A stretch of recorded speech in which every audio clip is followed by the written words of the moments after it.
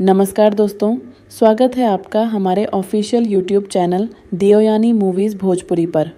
यहाँ हम आपके लिए लेकर आते हैं हमारी फिल्म मातृदेव भवा के गाने, सीन और उनसे जुड़ी खास झलकियाँ। आप ये इमोशनल सीन देखिए। हमार बेटी हमनी के ब्लड ग्रुप एक के होई ना। ऐसा जरूरी ना हो, आपके ब्लड ग्रुप चेक करे के पड़ी। हाँ तो चली चेक कर ली। चली।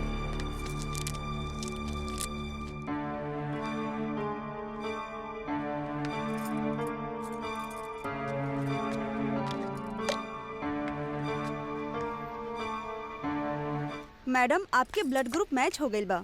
अच्छा आई चली। चली। आपको ये सीन कैसा लगा?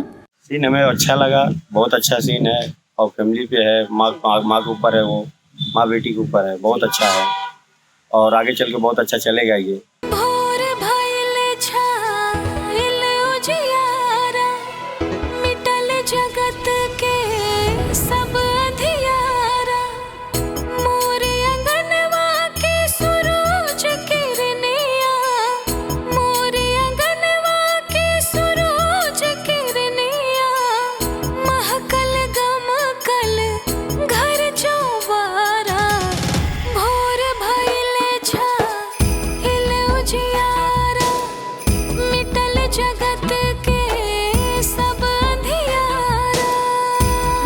आम्रपाली जहाँ है वहाँ तो मूवी चल रही है। रग रग में कण कण है शिवालय, तू सबकी सब जाने, सभी अनाथों का नाथ है तू, तेरे सिवा कोई शिवा न माने। तुम प्राण में बसते हो तो प्राण क्यों हरते हो, हे अविनाशी दया करो, हे भोले भंडारी।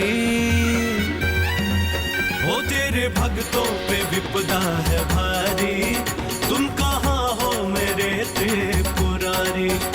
एक तेरा सहारा डमरू वाले, आके संकट हरो संकट हारे।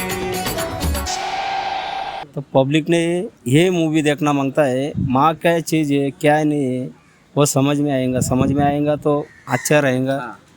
अपने सुगनवन खातिर ए विधना भइले गोपाल मैया,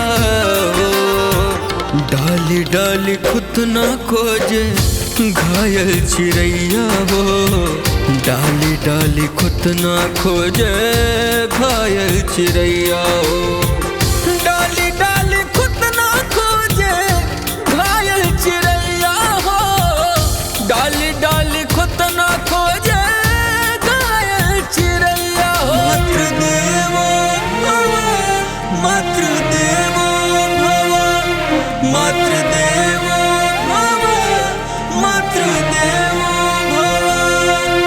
आप ये फिल्म ज़रूर देखें।